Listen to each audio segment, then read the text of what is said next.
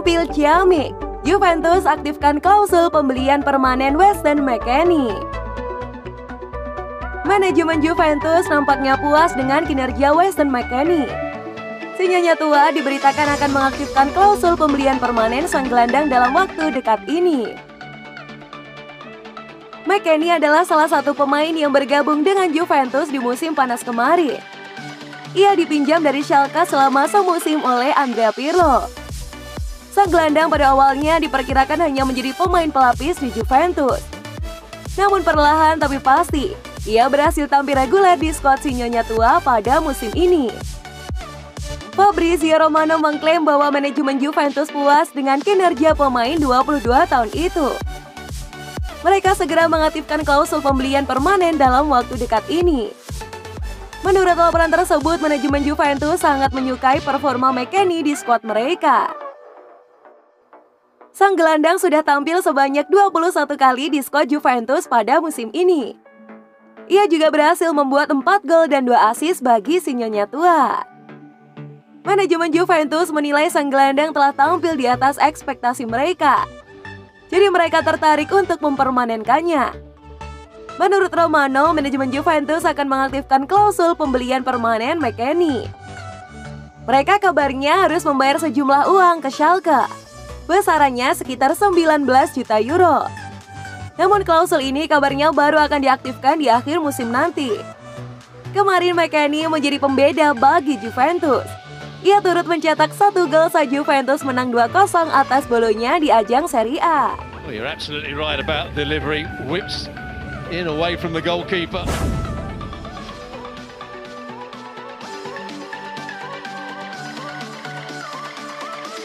Barcelona berutang 154 miliar ke Juventus.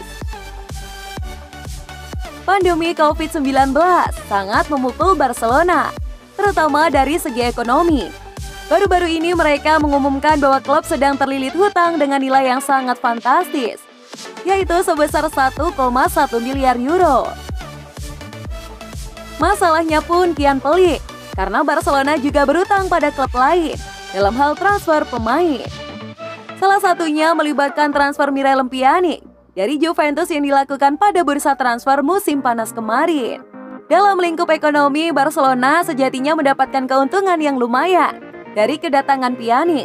Mereka merelakan Arthur Melo pindah ke Juventus dan mendapatkan 12 juta euro sebagai selisih harga keduanya. Namun pada hakikatnya Barcelona sebenarnya membeli Pjanic dan menjual Arthur Melo ke Juventus, sehingga ada biaya yang harus dikeluarkan senilai 60 juta euro. Barcelona pun sepakat untuk membayar dengan metode dicicil. Sebelum tahun finansial berakhir, Barcelona harus membayar sebagian dari cicilan tersebut senilai 4,8 juta euro. Namun utang klub berjuluk Blaugrana itu kepada Bianconeri tidak sampai di situ saja. Selain Pjanic, Barcelona juga merekrut Matheus Pereira dari Juventus pada musim panas kemarin. Pemain kelahiran Sao Paulo, hasil tersebut juga didatangkan dengan metode yang serupa, di mana Juventus bisa mendapatkan jasa Alessandro Marquez. Tidak diketahui berapa total nominal yang harus dibayarkan Barcelona kepada Bianconeri untuk Pereira. Namun menurut laporan, mereka harus merogoh kocek sebesar 4,7 juta euro sebelum tahun finansial berakhir. Jika harus ditotal, maka Barcelona harus membayar utang kepada Juventus lebih dari 9 juta euro atau setara dengan 154 miliar.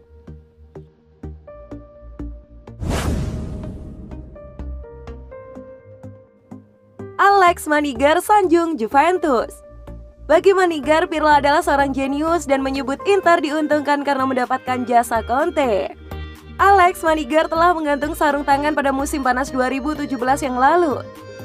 Namun bukan berarti dia melupakan sepak bola dan masa lalu. Juventus pernah menjadi rumah bagi Manigar selama 4 musim meskipun tidak selalu berjalan mulus. Meski demikian, dia mengaku merindukan si nyonya tua. "Saya rindu Juventus, tim yang saya anggap terkuat di dunia," lanjutnya.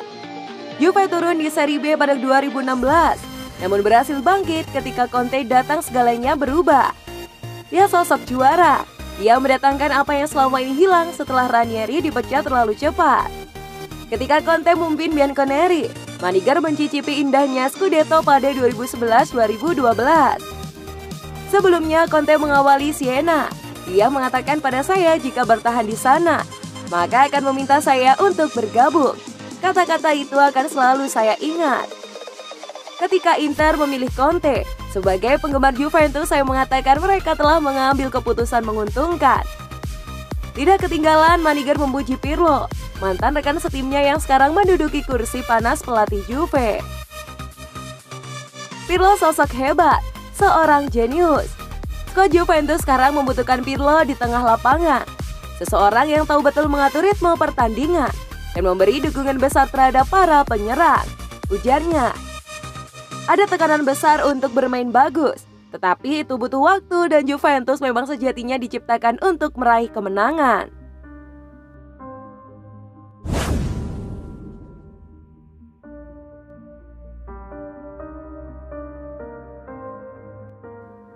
Juventus dan Marseille barter youngster. Dua youngster menjanjikan bertukar tempat dengan Juventus disebut lebih diuntungkan. Diam-diam Juventus sedang merancang pertukaran youngster dengan tim elit Ligue 1 Prancis, Olympique Marseille. Operasi sayap si nyonya tua akan membuat pemain Bianconeri U23 Franco Togia bergerak ke Prancis, sementara Marley Aka bakal merapat ke Turin. Transaksi ini juga menjadi bukti hubungan apik kedua tim. Ake yang baru berusia 20 tahun memiliki posisi natural sebagai penyerang sayap kiri. Meskipun masih muda, dia telah mencatatkan 9 penampilan di Liga 1 dan 4 di Liga Champions. Sementara itu dengan Tongia dengan usia 2 tahun lebih muda dari Ake, bisa beroperasi sebagai gelandang atau gelandang bertahan.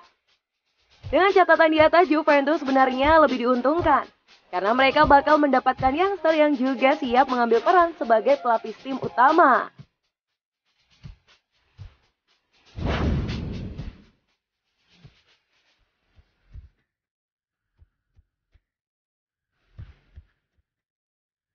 Juventus versus Spal.